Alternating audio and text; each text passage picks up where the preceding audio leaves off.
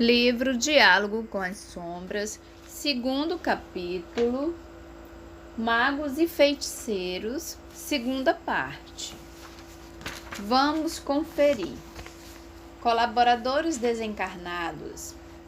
Escreve André Luiz. Extraiam forças de pessoas e coisas da sala, inclusive da natureza em derredor, que cansadas aos elementos de nossa esfera faziam da câmara mediúnica precioso e complicado laboratório. Destaques meus. Resto é aplicação prática desses princípios. Se os orientamos para bem, obteremos resultados positivos. Se os dirigimos para o mal, arcaremos com a responsabilidade correspondente. E é precisamente na aplicação que mais veemente restrições o Espiritismo teria a fazer à magia, ainda que sem tocar os tenebrosos domínios da magia negra. Ao cuidarem dos problemas da obsessão, por exemplo, mesmo os adeptos mais bem informados da magia revelam um despreparo comovedor, atribuindo à fase do fenômeno a formação das chamadas larvas, que se alimentariam da substância astral emanada do imprudente que lhes deu a vida. Para a criação dessas larvas, basta que se tenha medo dos ataques de ódio de outra pessoa. E segundo Papus, a prática mediúnica espírita seria uma dessas causas. Papus oferece 2 métodos diferentes para tratamento dessas obsessões. Um de ação indireta, outro de ação direta.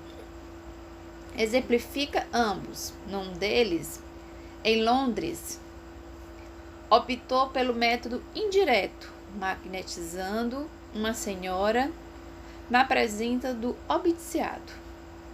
A mulher em transe via uma faixa fluídica pairando em certo recanto da residência da vítima. Orientado pela descrição da mulher, Papus desenhou a faixa em um pedaço de papel branco, consagrado e perfumado, e prosseguiu. Terminado o que foi o desenho, uma fórmula e uma prece puseram em comunicação a imagem física com a forma astral. E então cortamos o desenho em vários pedaços com a ajuda de um grande e afiado lâmina de aço. A mulher adormecida declarou que os cortes influíram incontinente na forma astral, que igualmente se desfez em pedaços.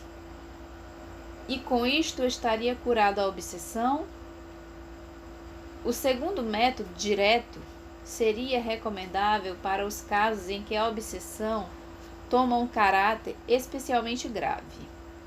Baseia-se no princípio de que as larvas e os elementais, seres algo animalizados que servem aos magos, alimentam-se da substância astral de que é muito rico o sangue. O método consiste, pois, no seguinte: toma-se uma mecha de cabelo do obsidiado, que deverão ser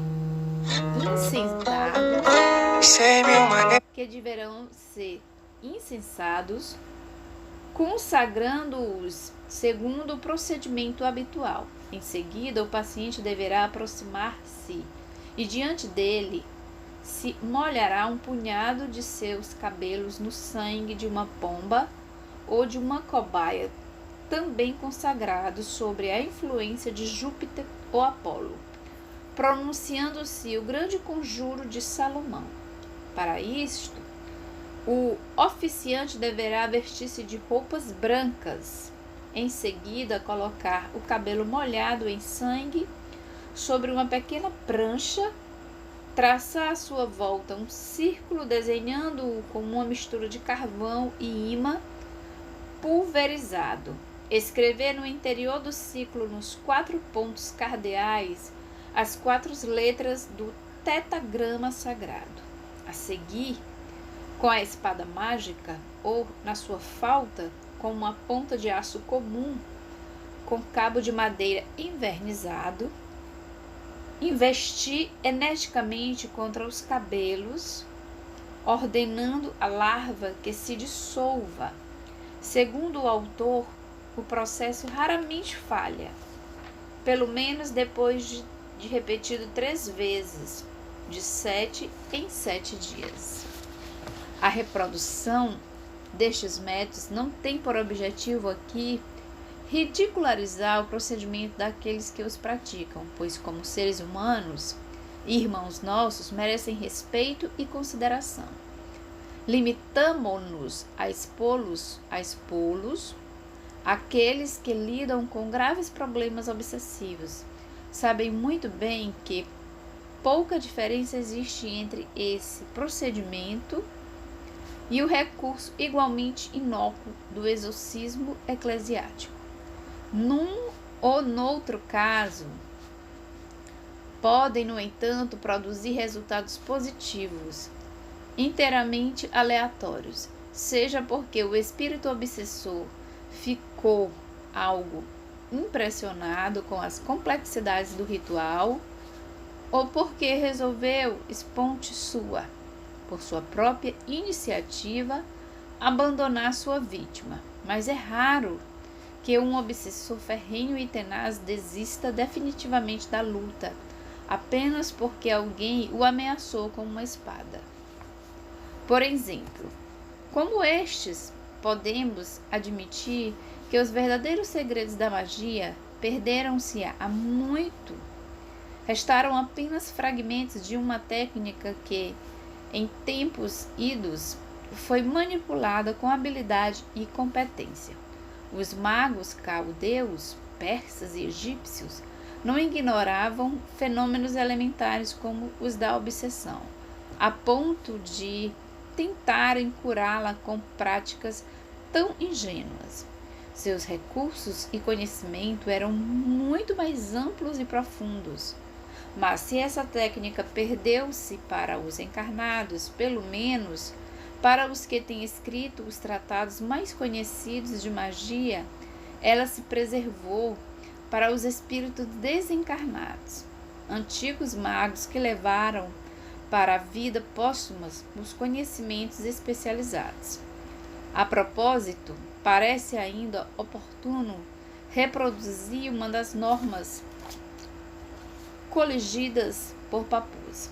Tratai de não ser vivos jamais dessa arte contra o vosso próximo, a não ser para uma vingança justa. Mesmo assim, porém, aconselho-vos que é melhor imitar a Deus, que perdoa e que vos tem perdoado, e a vós mesmos, e não há ocasião mais meritória do que a de perdoar. A despeito do apelo ao perdão, quem achará que suas vinganças é injusta? Buscando novamente André Luiz, encontramos nos Domínios da Mediunidade, capítulo 20, esta observação preciosa de Aulus. Obtenhamos-nos de julgar, consoante a lição do Mestre que hoje abraçamos.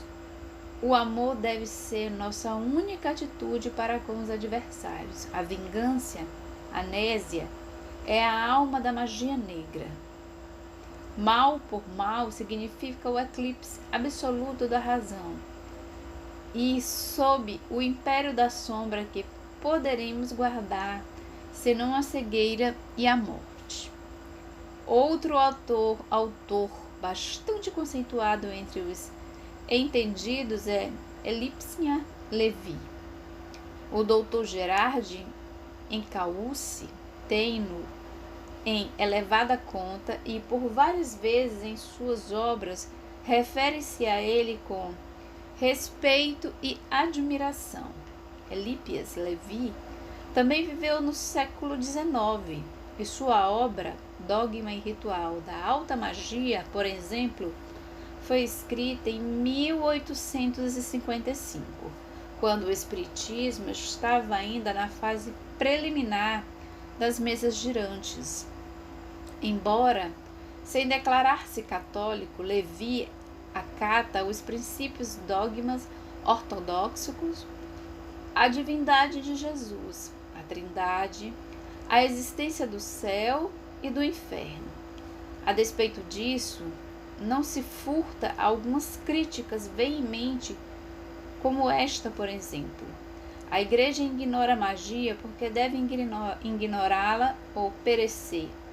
Como nós o provaremos mais tarde, ela nem ao menos reconhece que seus misteriosos fundador foi saudado no seu berço por 3 magos, isto é, pelos embaixadores hieráticos das 3 partes do mundo conhecido e dos 3 mundos analógicos da filosofia oculta. A obra de Pappus é bem mais didática e ordenada do que a de Levi, mas os princípios fundamentais identificam-se em vários pontos importantes e ambos consideram o mago como o verdadeiro conhecedor e o feiticeiro do simples imitador. Pappus usa uma imagem dizendo que o mago é o engenheiro da magia, enquanto o feiticeiro é simples obreiro. Há uma verdadeira e uma falsa ciência, escreve Levi, uma magia divina e uma magia infernal, isto é, mentirosa e tenebrosa. Temos de revelar uma e de desvendar a outra. Temos de distinguir o mago do feiticeiro e o adepto do charlatão. O estilo de Levi, como aliás o de Pappus também, é algo pomposo, às vezes obscuro, nem sempre muito coerente. Às vezes concordam, porém, em que o conceito fundamental da magia está na movimentação em proveito próprio dos segredos e da força da natureza. Levi defende a tese de que a resistência, num sentido, é indispensável para que a força aplicada em sentido contrário se robusteça e a vença. Seus dogmas não são menos surpreendentes como este, por exemplo. Assim, para o sábio, imaginar é ver, como para o mago, falar é criar. Aquele que deseja possuir não deve dar-se. Só pode dispor do amor dos outros aquele que é dono do seu, ou seja, não o entrega a ninguém. Quanto ao fenômeno dessas mesas girantes, diz ele, outra coisa não são senão correntes magnéticas que começam a formar-se e solicitações da natureza que nos convida para a salvação da humanidade, a restituir as grandes cadeias simpáticas e religiosas. Por isso, atribui todos os fatos estranhos do movimento da mesa ao agente magnético universal que procura uma cadeia de entusiasmo para formar novas correntes. Os golpes, raps e os instrumentos que tocam aparentemente sozinhos são ilusões produzidas pelas mesmas causas. Sua descrição da evocação do espírito de Apolônio de Tiana, em Londres, é de uma riqueza impressionante, de minúcias, e começa com um sabor de romance de capa e espada, quando ele recebe dentro de um envelope no hotel um cartão cortado transversalmente com este recado: amanhã, às 3 horas, diante da abadia de Westminster, vos será apresentada a outra metade deste cartão. Era uma senhora e colocou à disposição dele, após os juramentos devido, arsenal completo com toda a instrumentação necessária a uma evocação. Ao cabo de complicadíssimo ritual, um espírito manifestou-se. Realmente, chamei 3 vezes Apolônio, fechando os olhos, e quando os abri, um homem estava diante de mim, envolto inteiramente por uma espécie de lençol, que me pareceu ser mais cinzento do que branco, e a sua forma era magra, triste e sem barba, o que não combinava exatamente com a ideia que primeiro tinha de Apolônio. Experimentei uma sensação extraordinária de frio, e quando abri a boca para interrogar o fantasma, me foi impossível articular um som. Pus então a mão sobre o signo do pentagrama e dirigi para ele a ponta da espada, ordenando-lhe mentalmente, por este signo, a não me amedrontar e a obedecer-me.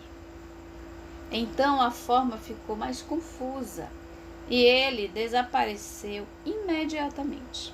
Ordenei-lhe que voltasse, então senti passar junto a mim, como que um sopro, e alguma coisa tendo me tocado na mão, que segurava a espada. Tive imediatamente o braço adormecido até os ombros. Julguei entender que esta espada ofendia o espírito e plantei pela ponta no círculo junto a mim. A figura humana reapareceu logo, mas senti tão grande fraqueza nos membros e um repentino desfalecimento apodera-se de mim, que dei 2 passos para me assentar. Desde que fiquei assentado, caí num adormecimento profundo e acompanhado de sonhos de que me restou. Quando voltei a mim, somente uma lembrança confusa e vaga, destaques meus.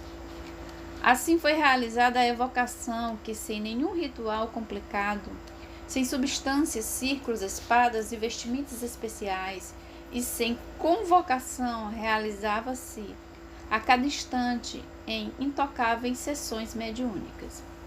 Quanto à magia negra, apresenta o autor o que chama de revelação nova e que consiste no seguinte: o diabo, em magia negra, é o grande agente mágico, empregado para o mal por uma vontade perversa.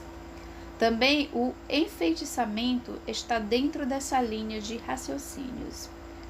O instrumento do enfeitiçamento não é outro senão o próprio grande agente que, sob a influência de uma vontade má, se torna então real e positivamente o demônio. Às vezes, no entanto, deixa entrever que o demônio que muitos buscam exercer sobre o semelhante não está tanto nos ritos e nas práticas, mas nas próprias psicologia humana. Acariciar as fraquezas de uma individualidade é apoderar-se dela e fazer dela um instrumento na ordem dos mesmos erros e das mesmas depravações. Ou todos nós temos um defeito dominante, que é, para a nossa alma, como que um umbigo do seu nascimento pecador. E é por ele que o inimigo sempre nos pode pegar. A vaidade para uns, a preguiça para outros, o egoísmo para o maior número, que um espírito hábil e mau se apodere desta mola e tais perdidos. De outras vezes percebemos de relance porque tanto se empenham em conquistar a insensibilidade, os espíritos encarnados e desencarnados que fazem do domínio sobre o semelhante a meta de suas vidas. Só o adepto de coração sem paixão, escreve Levi, disporá do amor ou ódio daquele que quiser fazer de instrumento de sua ciência. O magista prossegue adiante. Deve, pois, ser impassível,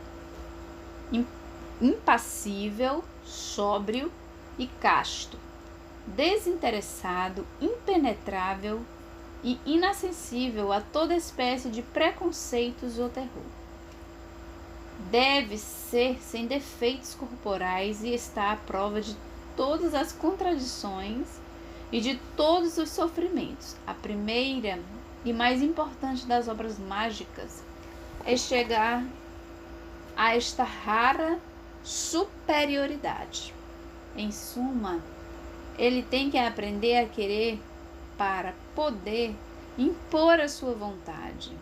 A instrumentação é secundária quando uma vontade firme e dinâmica sustenta os seus interesses. É preciso crer que se pode, e esta fé deve traduzir-se imediatamente em atos. Vejam este outro conselho: ter o maior respeito por si mesmo e considerar-se como um soberano desconhecido que assim faz para reconquistar a sua coroa. Por causa desse e de outros princípios e noções, não é fácil lidar com os magos desencarnados. Não exatamente por causa dos danos que possam causar-nos. Se estamos num grupo mediúnico bem constituído e harmonizado, nada conseguirão contra nós. Nada sofreremos em razão do próprio trabalho de desobsessão, o que seria injusto.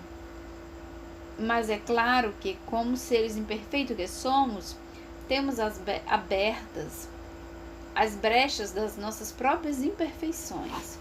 Como nos disse uma amiga espiritual, certa vez, sofreremos no decorrer do trabalho de desobsessão apenas aquilo que estiver autorizado pela nossa ficha kármica. É claro, pois, que os trabalhadores das sombras empenharão o melhor dos seus esforços no levantamento de nossas fichas, ou seja, de nossa vida pregressa, estudando-nos sob todos os ângulos, vigiando-nos a fim de surpreenderem-nos no momento em que mostramos onde a nossa cerca está arrombada.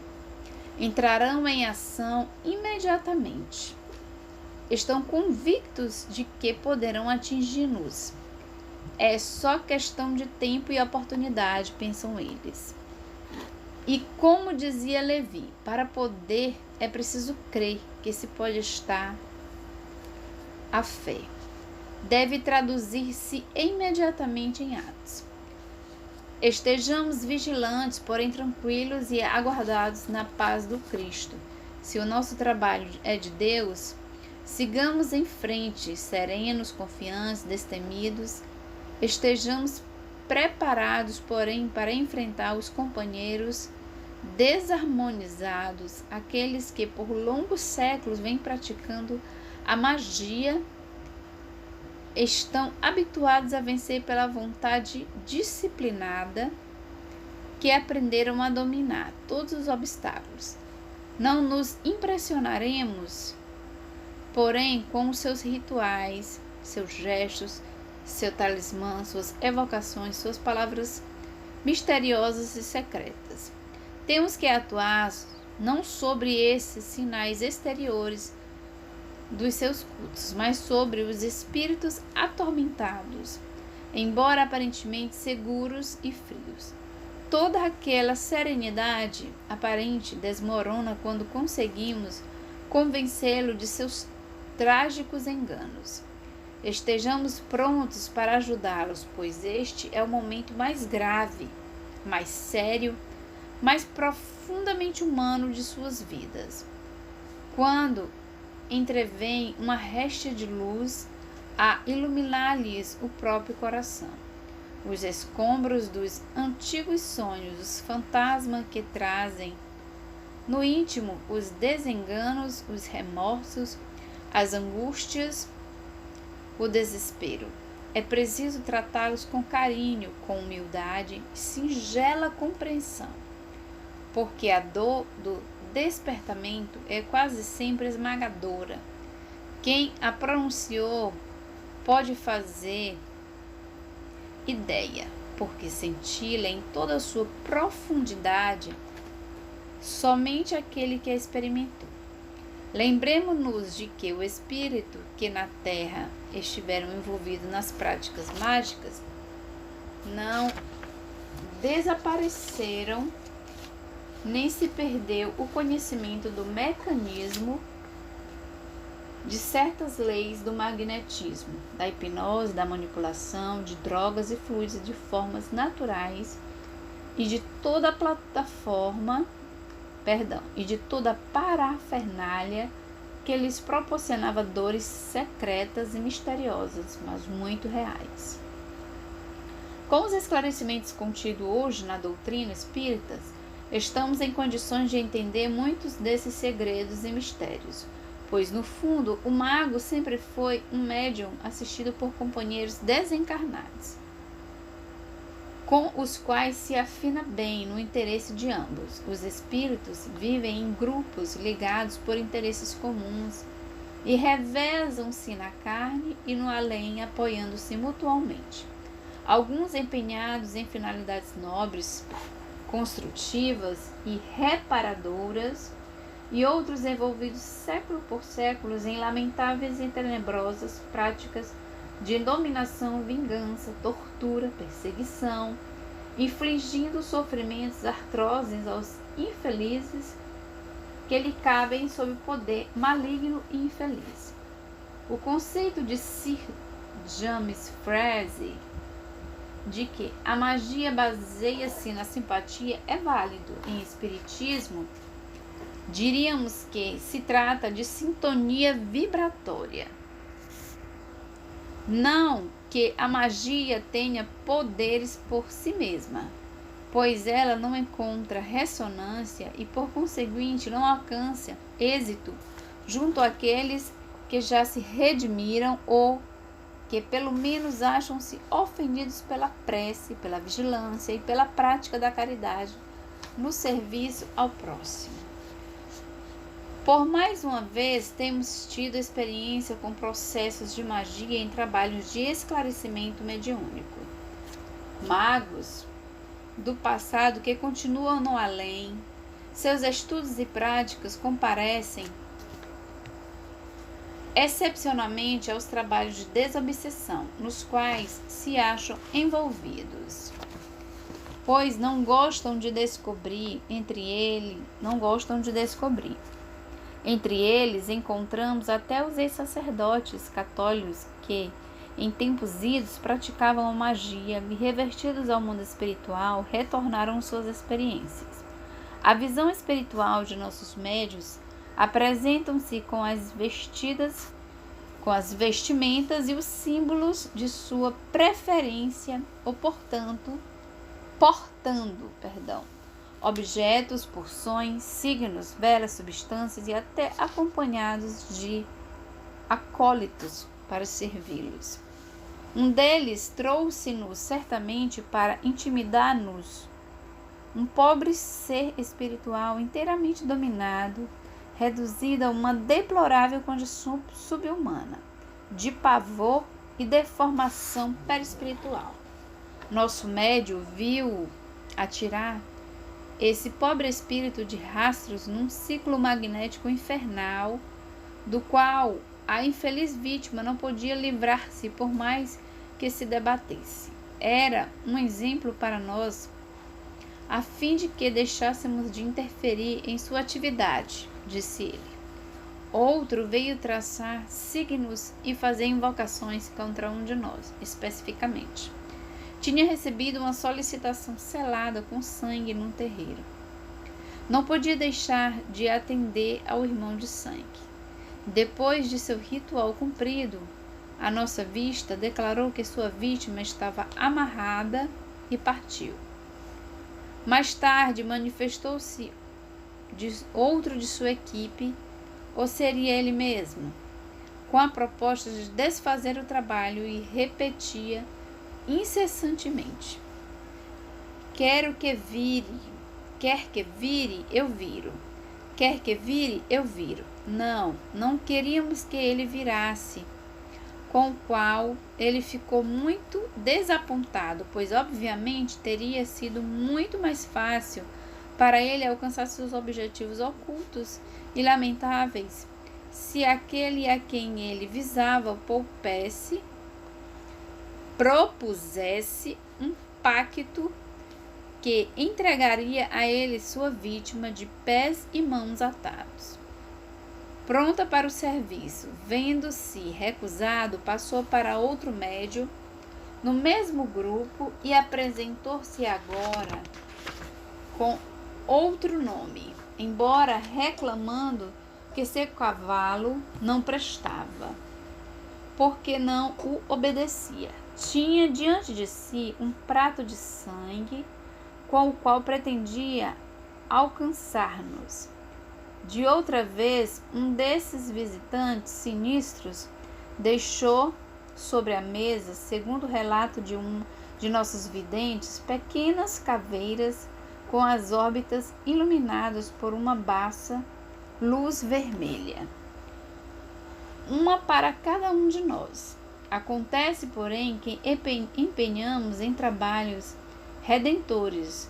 O grupo dispõe de proteção e ajuda de companheiros redimidos, também antigos magos, profundos conhecedores desses trabalhos, sempre presentes para contraporem seus conhecimentos e recursos às despreparadas tentativas desses irmãos, agarrados ainda ao lado escuro da vida, tentando dominar pelo terror. Um desses companheiros infelizes confessou que via ao nosso lado quem, melhor do que ele, conhecia os segredos de sua arte e a neutralizava. Mais que isso, por processos que não se revelaram aos nossos sentidos, o mago foi completamente desarmado em suas táticas, tão cuidadosamente planejadas. Nosso médium viu apenas que em torno dele colocaram 7 lâmpadas ou lanternas de cores diferentes. Um caso marcou época pela sua extraordinária sofisticação. O mago era realmente profundo conhecedor de sua arte e engendrou um mecanismo magnético através do qual mantinha subjugadas os seus propósitos em mentes de 4 seres encarnados. Em suma, a magia é mais comum do que desejaríamos admitir e oferece riscos realmente sérios, contra os quais os grupos mediúnicos têm que estar muito bem preparados e assistidos. É claro que ela age apenas quando e onde encontra as necessárias brechas e o condicionamento da culpa, da falta, do erro que nos sintoniza com o mal, nos expõe à aproximação dos implacáveis cobradores das trevas. Os magos desencarnados são, os mais das vezes, inteligentes, experimentados e conhecedores profundos das mazelas e fraquezas humanas, pois vivem disso nas suas práticas funestas. Não se detêm mediante de nenhum escrúpulo, não temem represálias, são pouco acessíveis à doutrinação, ao apelo do amor e do perdão. Sabem como todo espírito é envolvido nas sombras das suas paixões inferiores, que somente estarão protegidos da dor enquanto estiverem em torno de si mesmos aquele clima de terror. Atacam para não serem atacados, oprimem para não serem oprimidos, espalham a dor para fugirem às suas próprias. Sabem muito bem que no dia em que fraquejarem, ou seja, aceitarem a realidade maior, que muito bem conhecem, chegará o duro momento da verdade e começará a longa escalada de volta. E quem desceu semeando sofrimento só pode contar com sofrimento durante a subida. Não há outro caminho, por isso são implacáveis e por isso demoram-se no erro que, paradoxalmente, os componentes cada vez mais estão perfeitamente conscientes, no entanto, de que um dia, não importa quando, terão fatalmente que enfrentar a realidade de si mesmo, pois o mal não é eterno. Enquanto isso, utilizam-se da vontade bem treinada para movimentar em seu proveito as forças da natureza.